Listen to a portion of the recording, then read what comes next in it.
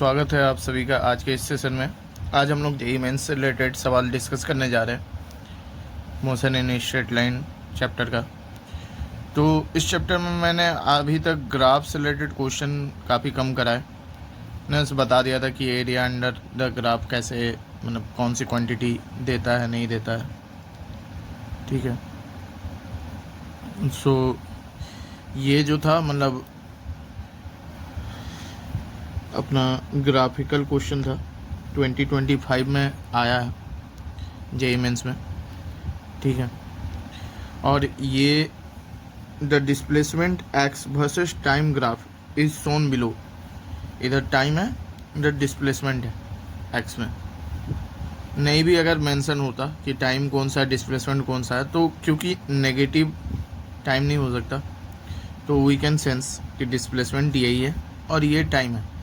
इसके बाद हम क्वेश्चन को पढ़ते हैं कि इसमें क्या क्या निकालना है। तो ये 2025 जेईई मेंस का सवाल है, जैसा मैंने बताया। Average velocity during 0 to 3 seconds is 10 meter per second. एक चीज़ ये है ऑप्शन। एक ऑप्शन है एवरेज वेलोसिटी 3 से 5 सेकेंड की। एक है instantaneous velocity at t equal to 2 second is इतना। एवरेज वेलोसिटी अगेन ओके और इसमें साथ साथ इंस्टेंटेनियस भी है, एवरेज भी है इंस्टेंटेनियस भी है। लास्ट में again average velocity from time equal to 0 to 9 second is 0। और फिर ऑप्शन में हमको मल्टीपल चीज़ें दी गई है कि इनमें से कौन सा सही है ये बताना है। तो A D E B C D B D E B C E ऐसे करके हमारे पास ऑप्शन है।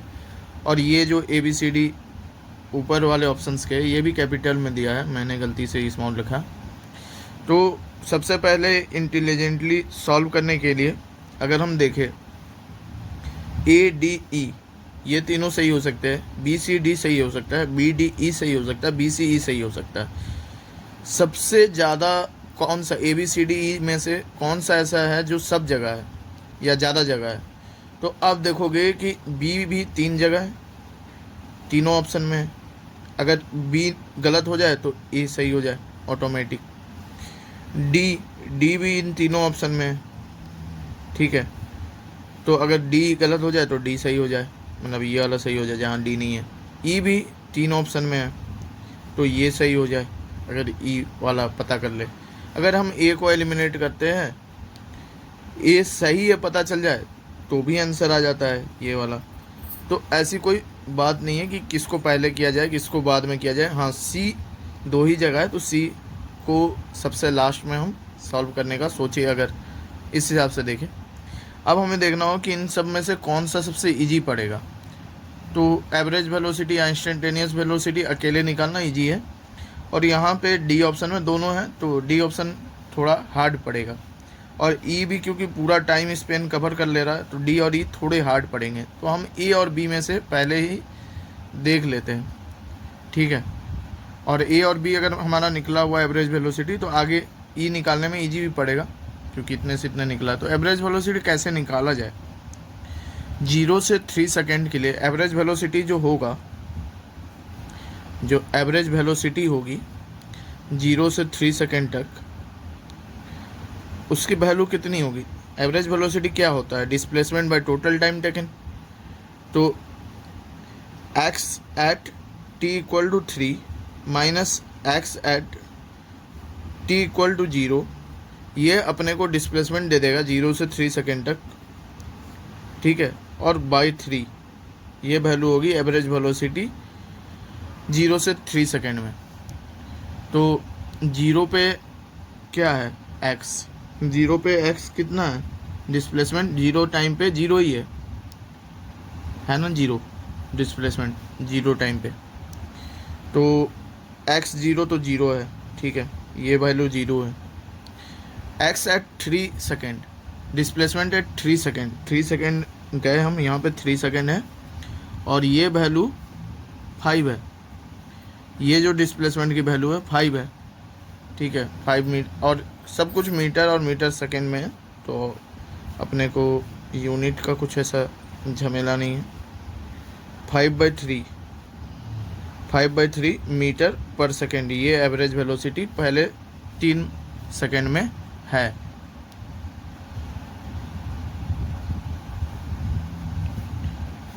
ठीक है, ये एवरेज वेलोसिटी पहले 3 सेकेंड में है। अब देखो ये तो हो गया गलत, कुछ और ही दे रखा है, तो पहला ऑप्शन भी हो गया गलत। अब बचे अपने पास 3 ऑप्शन। अब कंफर्म हो गया कि बी तो सही है, बी सब में, बी निकालने की ज़रूरत भी नहीं है। कॉन्सेप्ट सीखने के हिसाब से भी देखो तो एवरेज वेलोसिटी ही निकालना है, तो क्या ही ज़रूरत है, वो कॉन्सेप्ट हम सीख गए।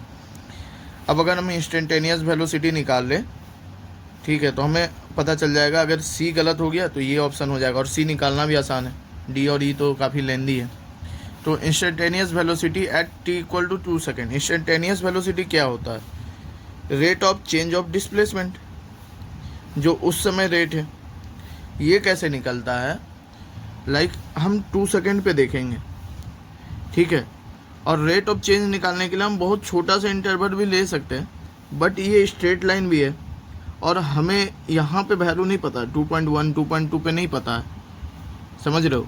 अगर हम 0.1 सेकेंड ले ले छोटा सा टाइम इंटरवल तो नहीं पता, तो हम रेट ऑफ चेंज निकालने के लिए, क्योंकि ये स्ट्रेट लाइन है तो इसका जो रेट है वो मतलब सिमिलर ही है, कहीं पे भी निकाले, ठीक है। 2 से 3 के बीच में एक यूनिफॉर्म रेट है, मतलब जो रेट ऑफ चेंज है वो मतलब बदल नहीं रहा है। क्यों नहीं बदल रहा है? कि अब जैसे dx/dt करोगे तो यहाँ पे अगर dx/dt करोगे तो क्या होगा, x जो है मतलब वो लीनियरली वेरी कर रहा है, तो कोई कांस्टेंट ही आएगा dx/dt, मतलब ऐसा नहीं है कि मतलब क्वाड्रेटिक इक्वेशन नहीं है, ठीक है। तो हमको dx/dt करना है तो हम 1 सेकेंड इधर लेंगे और डिस्प्लेसमेंट लेंगे 1 सेकेंड में जो भी वैल्यू है, तो dx ये है, ये वाला y एक्सिस में, और dt x एक्सिस वाला है। तो 5 दिख रहा हमें, 0 था, डिस्प्लेसमेंट 2 सेकेंड पे 0 थी और 3 सेकेंड पे 5 हो गई और 1 सेकेंड लगा, तो 5 मीटर पर सेकेंड यही हमारी इंस्टेंटेनियस वेलोसिटी थी, ठीक है। अब हम देखते हैं क्या ऑप्शन में यही है, हाँ यही है, तो डैट मीन्स कि ये भी गया, ये ऑप्शन भी गया। अब डी और ई में से कोई एक ही सही है, है ना, डी और ई में से एक ही सही है। अब देखो ई ऑप्शन में एवरेज वेलोसिटी फ्रॉम इतना टू इतना, तो हम डिस्प्लेस, और ये 0, अरे मेरे को पहले यही निकाल लेना था, चलो सीख तो गए निकालनी सारी चीज़। ये क्योंकि 0 है ना एवरेज वेलोसिटी, तो 0 निकालने का तो बहुत आसान है। एवरेज वेलोसिटी क्या है? X at T equal to 9 second, जो डिस्प्लेसमेंट 9 सेकेंड में हुई, जो 0 सेकेंड में हुई बाई 9 सेकेंड। तो क्योंकि 0 है तो कब 0 होगा? ये दोनों का डिफरेंस 0 हो जाए। अब ये ऑलरेडी 0 है, तो हमें बस ये देखना है कि क्या 9 सेकेंड के बाद डिस्प्लेसमेंट 0 है। अगर डिस्प्लेसमेंट 9 सेकेंड के बाद 0 है, डैट मीन्स ई ऑप्शन सही हो जाएगा। देखो भाई, देखो यहाँ 0 हो गया तो ई ऑप्शन सही हो गया, ठीक है। ई ऑप्शन सही हो गया तो अपना आंसर ये आएगा BCE। नाउ डी ऑप्शन निकालने के लिए कुछ नहीं, average velocity during 5 to 7 second है, वही x7 - x5 बाई जो भी है। Instantaneous velocity at t equal to 6.5 second, तो 6.5 सेकेंड पे निकालना है। तो अगेन ये लीनियर ग्राफ है, लीनियर ग्राफ है, तो अपना एवरेज वेलोसिटी हम कोई भी बड़ा सा टाइम इंटरवल पे भी निकाले तो मतलब कोई ऐसी फ़र्क नहीं पड़ेगी, और हमें बीच की वैल्यू नहीं पता है, तो हम 6 to 7 में जो चेंज आया है वो कितना है? 10 का आया। 6 पे 10 मीटर पे था, 7 आता है तो 0 पे आ गया, तो 6 to 7 में 10 का चेंज आया, और टाइम कितना हो गया? तो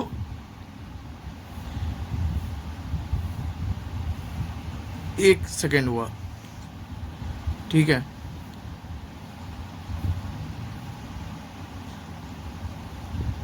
सो इंस्टेंटेनियस वेलोसिटी 6.5 सेकेंड पे हमको -10 मिलेगा। लोग अगले सवाल की तरफ। जेई मेंस 2025 का ही अगला सवाल है, पढ़ते हैं। Two cars P and Q, दो कार है एक ही रोड पे, moving on a road in the same direction. Acceleration of car P increases linearly with time, whereas car Q moves with a constant acceleration. Both cars cross each other at time equal to 0 second for the first time. The maximum possible number of crossings, including crossing at t equal to 0 second each. पहले diagram बनाते हैं। अब क्या है कि 0 second पे किसकी क्या वेलोसिटी हमें नहीं पता है और किसने किसको क्रॉस किया, कौन ज़्यादा था। तो पहला केस एज्यूम करते हैं कि पी ने क्रॉस कर दिया क्यू को 0 पे। अब क्या है कि इसकी वेलोसिटी एक्सेलरेशन कांस्टेंट है और इसका एक्सेलरेशन टाइम के साथ वेरी करेगा। तो 0 सेकेंड पे इसका एक्सेलरेशन लेकिन 0 था और इसका कांस्टेंट कुछ वैल्यू है, 100, 200, 1, 2 कुछ भी हो सकता है। अब अगर इसके एक्सेलरेशन बहुत ज़्यादा है और इसका एक्सेलरेशन क्योंकि टाइम के साथ कैचअप करेगा, ठीक है, तो भले ही इनिशियली इसकी स्पीड ज़्यादा थी बट क्यू जो है किसी मोमेंट पे उसकी स्पीड ज़्यादा हो जाएगी और क्यू ऐसे टक से इधर पार कर जाएगा, ठीक है। बट जैसे ही टाइम बीतेगा तो क्या होगा, तो पी का एक्सेलरेशन कभी तो क्यू को कैच करेगा। ऐसा तो नहीं हो सकता कि इन्फिनिटी तक चीज़ें चलती रहे और पी का एक्सेलरेशन क्यू को कैच ही ना करे। तो after certain period of time P again cross करेगा क्यू को। तो 0 पे पहले क्या हुआ था, पी ने क्रॉस किया था, देन क्यू ने क्रॉस किया, देन पी अगेन क्रॉस करेगा। इससे ज़्यादा कोई पॉसिबिलिटी हो सकती है क्या? अगर टाइम बहुत बढ़ चुका है, पी ने कुछ टाइम के बाद इसको क्रॉस किया, तो ये अगेन क्रॉस कर सकता है क्या? क्योंकि पी का एक्सेलरेशन और बढ़ता ही जा रहा है और इसका एक्सेलरेशन कांस्टेंट रह गया। इनिशियल वेलोसिटी भी पी की ज़्यादा होगी तभी इसने क्रॉस किया इसको, समझ लो। इनिशियल वेलोसिटी ऑलरेडी ज़्यादा है, एक्सेलरेशन बढ़ ही रहा है और इसका एक्सेलरेशन कांस्टेंट है, तो ये कभी भी कैच नहीं कर पाएगा। अब तो मैक्सिमम पॉसिबल यही हो सकता है कि 0 पे इसने पार किया, फिर कुछ समय बाद क्यू ने इसको पार कर दिया जब टाइम कम था, फिर जैसे टाइम बढ़ा तो पी ने फिर से कैचअप किया। तो 3 विल बी द आंसर। ये जेई मेंस 2024 का सवाल है, यही अपना नेक्स्ट सवाल है। सवाल को पढ़ते हैं। A body moves on a frictionless plane starting from rest, body rest से स्टार्ट हुई। If S N is the distance moved between T equal to n-1 and T equal to n second and Sn-1 is distance moved between t equal to n-2 and t equal to n-1 second, then the ratio Sn-1 by Sn equals to is 1 minus 2 by x. For n equal to 10 find the value of x. Okay, then दिया क्या हुआ है, Sn-1 by Sn, ये value हमें दे रखी है, ये कितनी है, 1 minus 2 by x है। नाउ कह रहे कि यदि n जो है 10 हो जाए, that means S9 by S10 equals to 1 minus 2 by x है, तो x कितना है इस केस में, ये पूछ रहे। यानी ये वैल्यू हम निकाल लें तो हमारा काम बन जाए। ये वैल्यू कैसे निकलेगी, तो ये एकदम सिंपल सा सवाल है। अगर आपने NCERT का एग्जाम्पल लगा रखा है और उसे याद कर रखा है, गैलीलियो ने एक एक्सपेरिमेंट किया था, उसमें उसने पाया था उन्होंने कि 1 second t equal to 0 to 1 second में जितना बॉडी ट्रेवल करती है, सपोज अगर S1 है और t equals to 1 to 2 second में यदि S2 डिस्टेंस ट्रेवल करती है एंड 2 to 3 में S3 करती है, तो S1 is to S2 is to S3, ये जो है हमेशा ऐसे 1 is to 3 is to 5 ऐसे ही सो ऑन चलता रहेगा। अगर यहाँ S4 आया तो 5, 7, ठीक है, ऐसे करके चलता रहेगा, ऑड नंबर अगला ऑड नंबर आता रहेगा। आप अगर एक चीज़ देखो कि वैल्यू निकालेंगे कैसे, तो आप ये पाओगे कि 2 into 1 minus 1 1 आ गया, 2 into 2 minus 1 3 आ गया, 3 into 2 minus 1 5 आ गया, 4 into 2 minus 1 7 आ गया। सो जिस भी S9 की जैसे वैल्यू निकालनी है तो वहाँ पे जो रेशियो चल रहा होगा वो डॉट डॉट डॉट डॉट 17 होगा कुछ, ठीक है। तो S9 17 होगा रेशियो के मुकाबले, 17:19 होगा S9/S10। समझ रहे हो बात को? जैसे यहाँ पे 4 के कॉरस्पॉन्डिंग 7 है और 3 के कॉरस्पॉन्डिंग 5 है। तो अगर मुझे 3/5 करना है, 3/4 करना है, तो रेशियो ले लेंगे 5/7।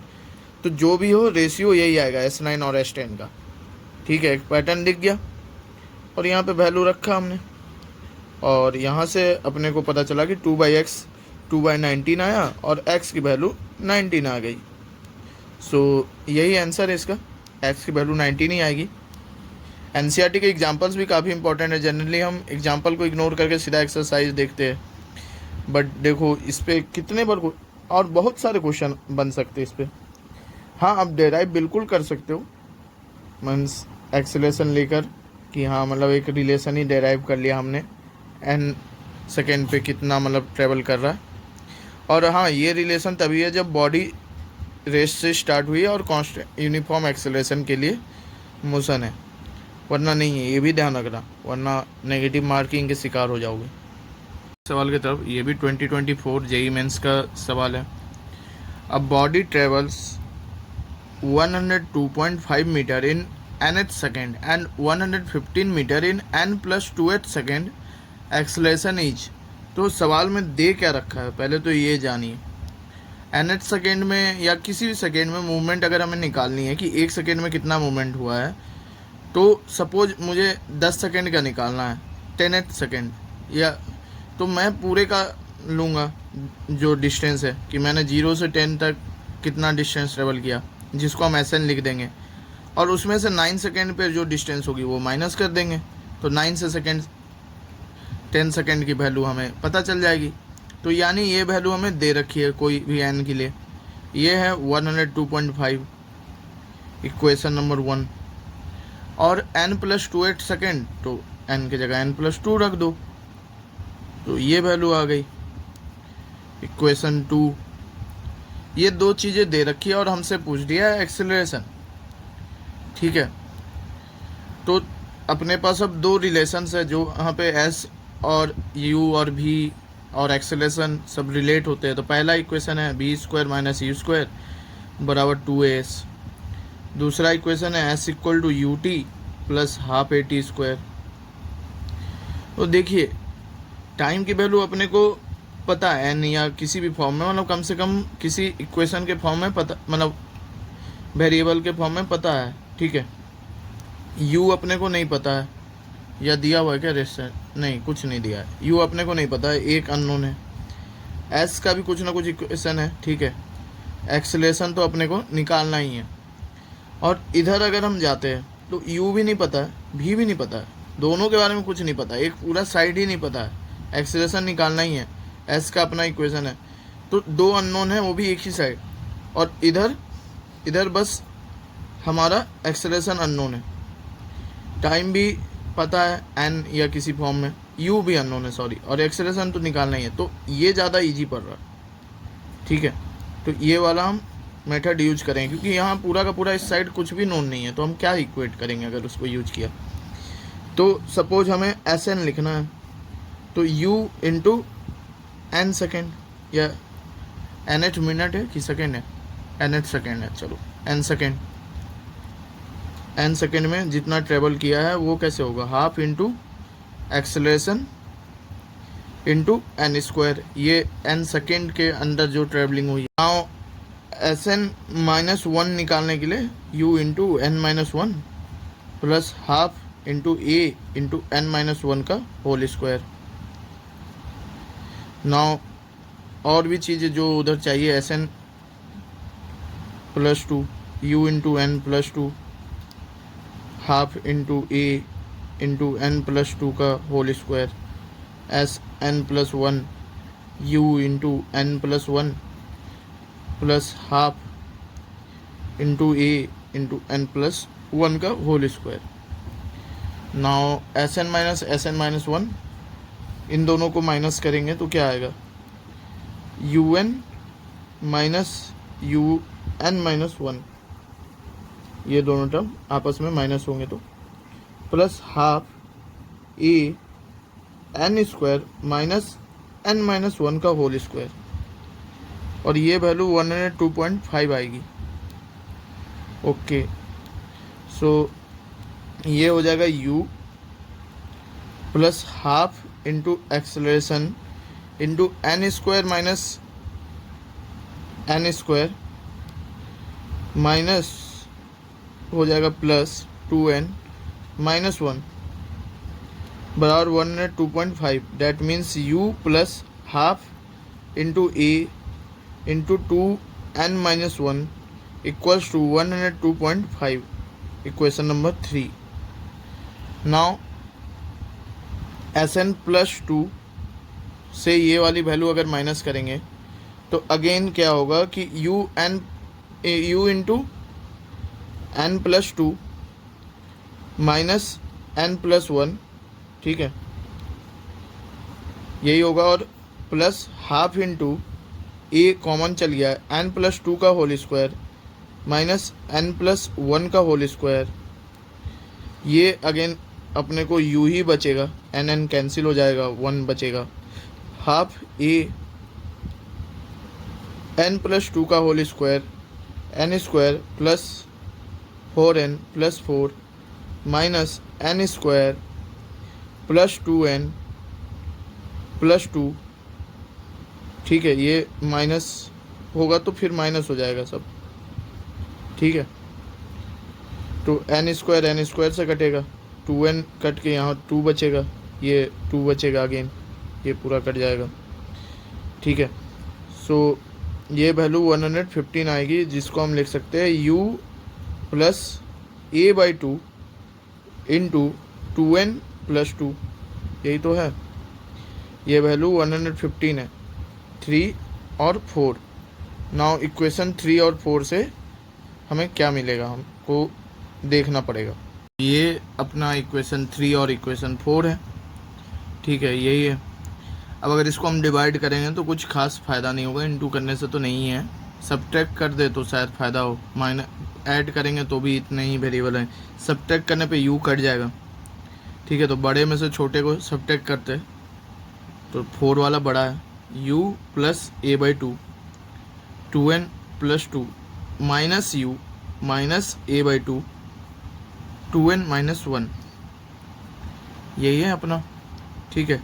और वैल्यू कितनी आएगी, 115 में से 102.5 घटाओगे 12.5, ओके, देन यू कैंसिल हो गया, a by 2 2n plus 2 2n plus 2 minus 2n minus minus 1 तो प्लस 1 हो जाएगा, तो 2n गया, 12.5 आ गया, ठीक है, 12.5 आ गया।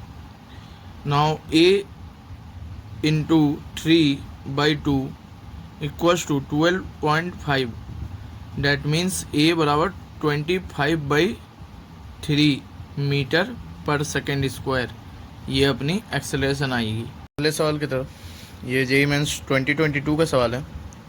ये कॉन्सेप्ट वाइज इतना इम्पोर्टेंट नहीं है, बट इसका जो आंसर आएगा कहीं ना कहीं इसे याद रखने की ज़रूरत है, आगे चलकर मतलब कभी भी इस पर डायरेक्ट न्यूमेरिकल आ सकता है, और हम न्यूमेरिकल सॉल्व करने में अपना टाइम वेस्ट नहीं करेंगे अगर हमें ये चीज़ याद होगी। सो जो भी आंसर आएगा उससे आप लोगों को सीखने मिलेगा, आप लोग उसे नोट डाउन कर लेना। चलिए पहले क्वेश्चन पढ़ते हैं। A ball is released from a height h if t1 and t2 be the time required to complete first half and second half of the distance respectively, then choose the correct relation between t1 and t2। और अपने को दे दिए 4 relation, तो picturise करना होगा पहले। हो क्या रहा है, ये है धरती,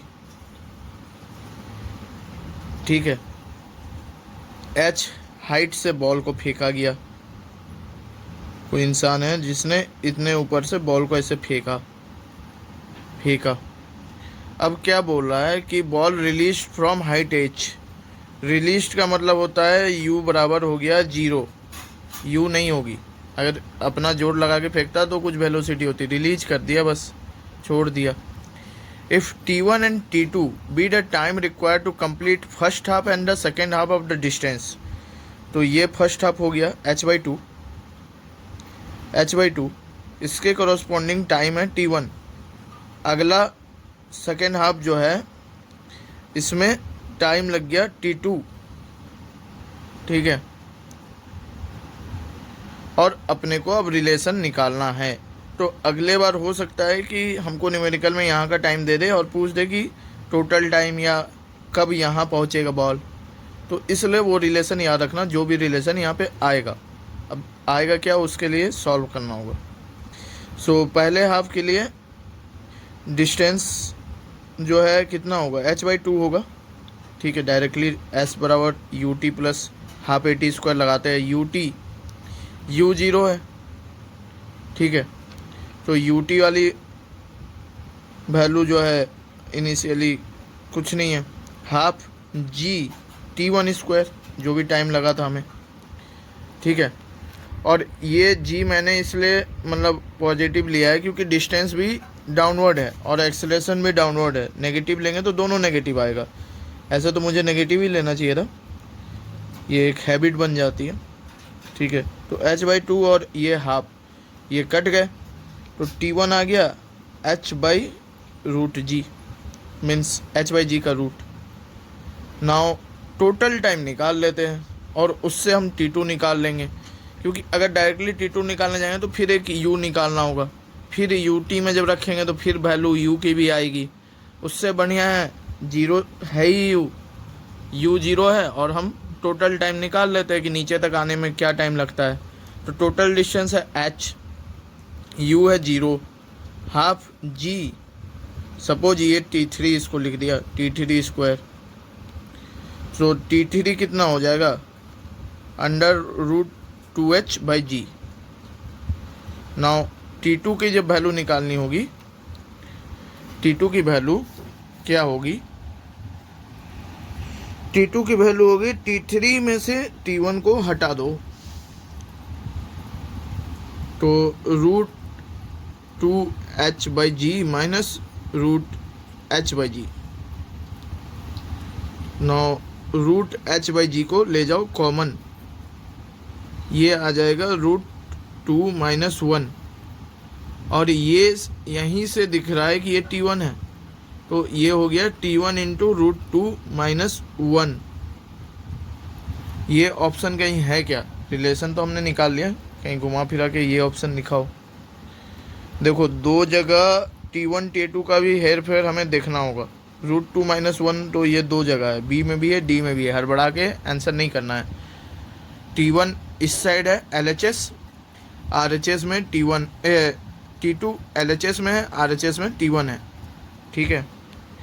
t2 LHS में हो, RHS में t1 हो, ये वाला आंसर है। और ये याद करके बैठ जाओ कितना होता है, इस पे न्यूमेरिकल डायरेक्टली आएगा। ये वैल्यू सीधा पुट करना, न्यूमेरिकल सीधा सॉल्व होगा, वरना सॉल्व करने में टाइम लगेगा।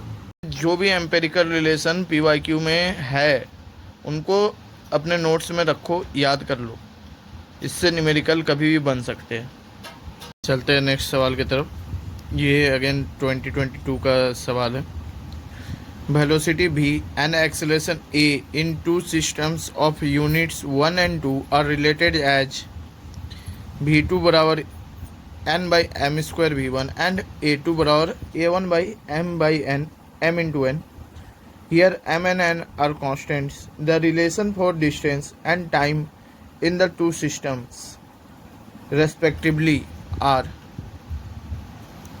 Okay, so हमें दिया है v2 बराबर n/m² v1 एंड a2 बराबर a1/m into n m into n,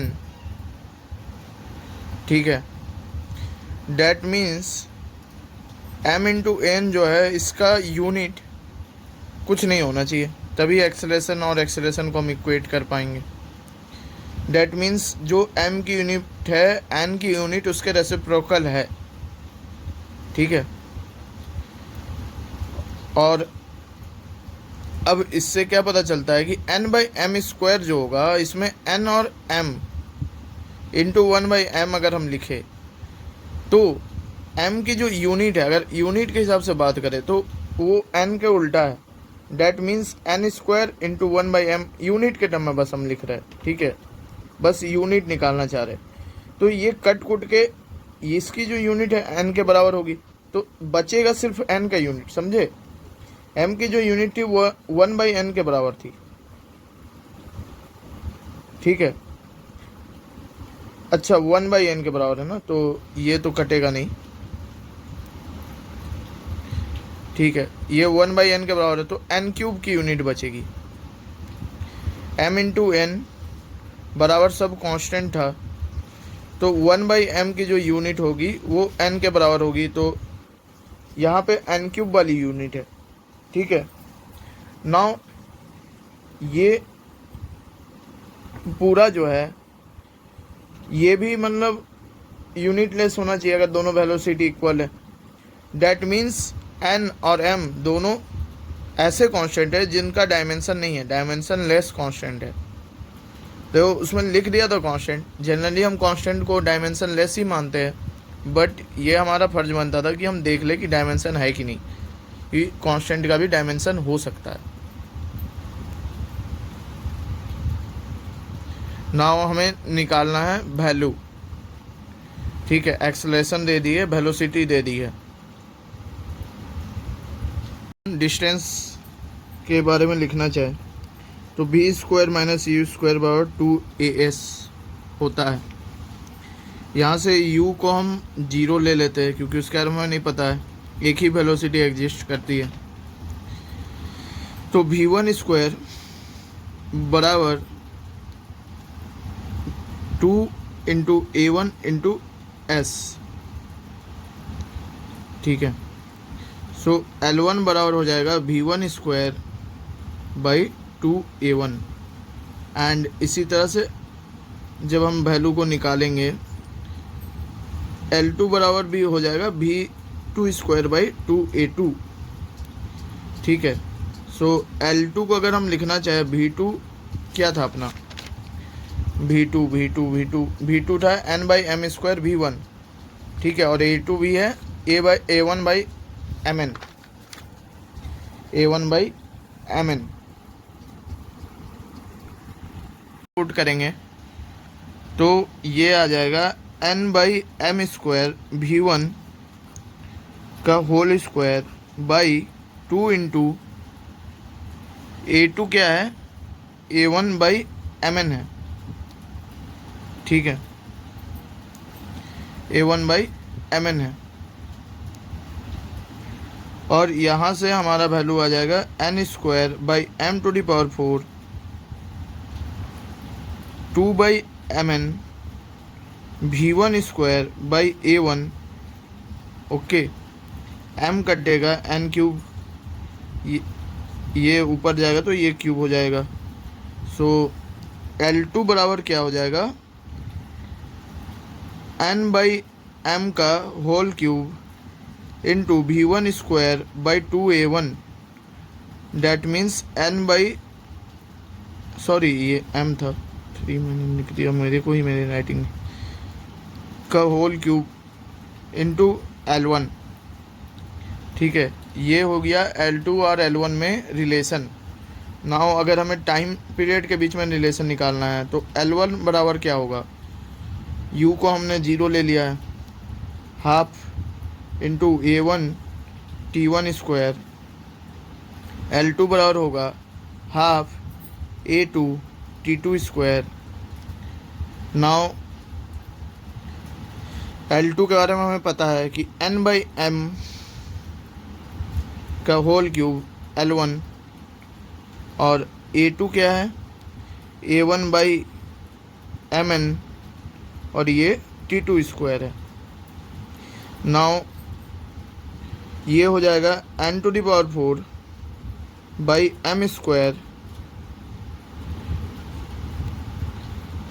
into 2L1 by a1 equals to t2 square, और 2L1 बाई a1 ये वैल्यू यहाँ से देखने से किसकी है, T1 स्क्वायर की है।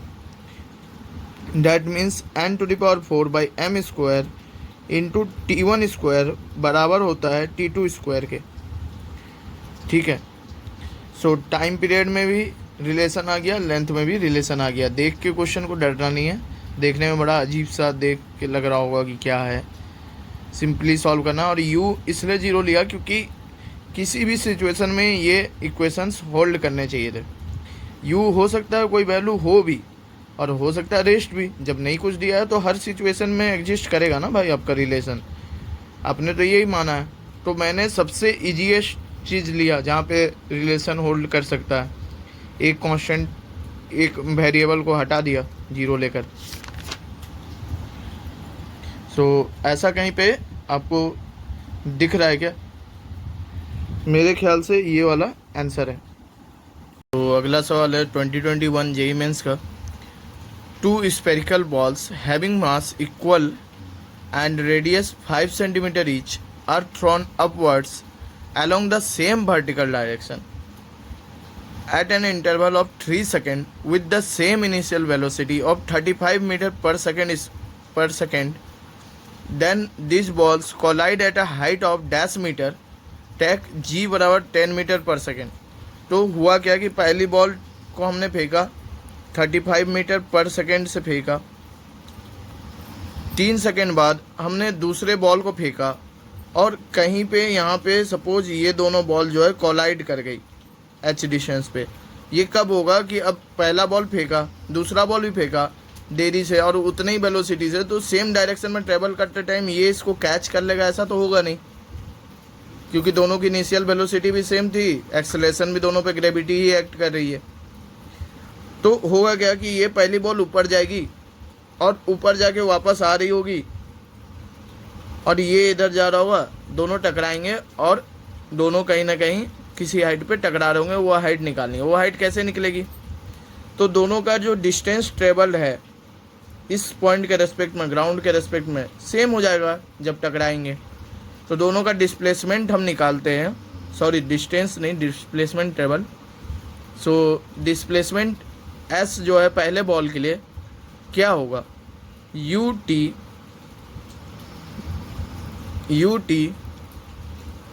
Plus half gt square.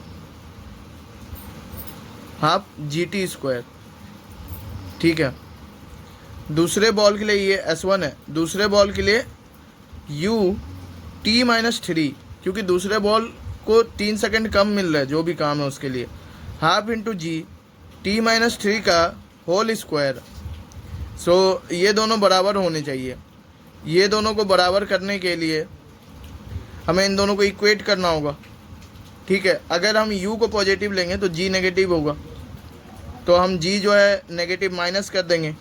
ठीक है, ये इन दोनों इक्वेशन को इक्वेट कर लो, ut माइनस हाफ gt² बराबर ut-3 माइनस हाफ gt-3 का whole square.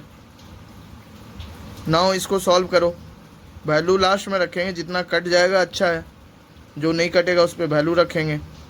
ut-3u minus half gt² plus 9 minus 60। सो इसके बाद ut कट जाएगा, ut और ut कट जाएगा, माइनस हाफ gt² बराबर -3u minus half gt² minus 9g/2 minus minus plus हो जाएगा, ये भी माइनस प्लस हो जाएगा, प्लस 3gt। ठीक है, ये वैल्यू आएगी। नाउ हाफ gt² कट जाएगा, हाफ gt² कट जाएगा। ठीक है, और यहाँ से हमको जो है 0 बराबर -3u, अब हम वैल्यू रखना स्टार्ट करेंगे, जितना कटना था कट चुका, 105 माइनस 90/2, क्योंकि g की वैल्यू 10 लेने बोल चुका है, -45 प्लस 30t। सो 30t बराबर ये वैल्यू जब इस साइड जाएगी तो हो जाएगा 150 सेकेंड। डैट मीन्स t बराबर आ गया 5 सेकेंड। नाउ t बराबर आ गया 5 सेकेंड। अब s बराबर ut प्लस हाफ AT² जो फॉर्मूला है उससे हम लिखेंगे। तो हमारा सपोज हाइट h है नेट, u 35 है, t कितना है 5 सेकेंड है, और एक्सेलरेशन शुरू से लेकर लास्ट तक नेगेटिव g है। डैट मीन्स 10 माइनस में t² अगेन 5 का स्क्वायर, ये कटा 5। This value will be 35 into 5 175 minus 125 50 meter. That means 50 meter ऊपर जो है बॉल टकराएंगे एक दूसरे से, ज़मीन से 50 मीटर ऊपर बॉल एक दूसरे से टकराएंगे।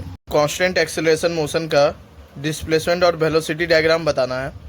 और कांस्टेंट एक्सेलरेशन मोशन में एक्सेलरेशन तो कांस्टेंट होगा, चारों ग्राफ में है।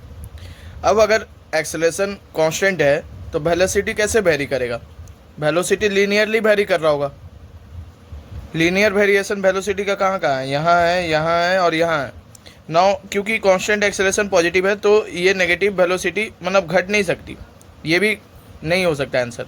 नाउ वेलोसिटी अगर लीनियरली वेरी कर रहा है तो अगर इसमें पावर 1 का वेरिएशन है तो ये क्या क्वाड्रेटिक वेरिएशन करेगा डिस्प्लेसमेंट, एंड इसलिए ये भी नहीं हो सकता, और इसलिए हमारा आंसर जो है बी है। तो इस तरह से हमने लेस देन 1 मिनट में जेईई मेंस का सवाल सॉल्व कर लिया। 2022 जेईई मेंस का वेलोसिटी और टाइम के बीच में हमें ग्राफ दे रखा है, और ये पॉइंट एस था, सॉरी मैंने मार्क करना, और पॉइंट एस की वैल्यू 4.333 सेकेंड दे रखी है। Total distance travelled by body in 6 second पूछा है। तो वेलोसिटी और टाइम ग्राफ का जो एरिया होगा क्या देगा? वेलोसिटी और टाइम का यूनिट क्या है? डिस्प्लेसमेंट डिस्टेंस, ठीक है। नाउ यहाँ पे बस वही, इसीलिए मैंने ये सवाल लिया कि डिस्प्लेसमेंट होता तो नेगेटिव वाले को भी हमको ऐड ना करके सब्ट्रैक्ट करना पड़ता इस एरिया को, क्योंकि ये नेगेटिव वेलोसिटी है, ये डिस्प्लेसमेंट को कम करती ये एरिया। बट क्योंकि ये डिस्टेंस पूछ रहा है तो सारा एरिया ऐड होगा। तो इसको हम 3 पार्ट में बांट सकते हैं, एक रेक्टेंगल, ट्रायंगल, ट्रायंगल और ये नीचे का ट्रायंगल, सॉरी 4 पार्ट हो गया, ठीक है। सो एरिया टोटल निकालने के लिए पहले वाले का एरिया कितना होगा? हाफ इनटू पहले वाले का बेस कितना है 0 से 2, वेलोसिटी 4 है, ये फर्स्ट ट्रायंगल का एरिया हो गया। देन रेक्टेंगल का एरिया टाइम तो 1 ही है, 2 से 3 के बीच में, वेलोसिटी 4 है, 1 इंटू 4 हाफ इंटू इस बार ट्रायंगल का एरिया 1 इंटू 4, सॉरी 1 नहीं है, ये 4/3 है क्योंकि एस पे आकर वो कटा है, ठीक है। ये ध्यान रखना है, बहुत बार एग्जाम हम भूल जाएंगे एकदम से सडनली, ठीक है। ये थर्ड ट्रायंगल का एरिया आ गया इस तीसरे ट्रायंगल का। अब चौथे वाले ट्रायंगल का एरिया क्या होगा? हाफ इसका बेस कितना है? तो 4 से 6 होता तो 2 होता, बट 1/3 पहले ही इसमें से माइनस है, तो 2 माइनस 1/3 5/3, सो 5/3 इंटू -2 को हम माइनस नहीं लेंगे, सीधा 2 लेंगे, ठीक है। यही अगर मेरा डिस्प्लेसमेंट होता तो मैं साइन के साथ लेता ये वैल्यू, ठीक है। अब ऐड कर लो, 4 + 4 plus 8/3 plus 5/3, LCM 3, now 12 + 12 24 32 37 37/3 metre, ये वाला आंसर है।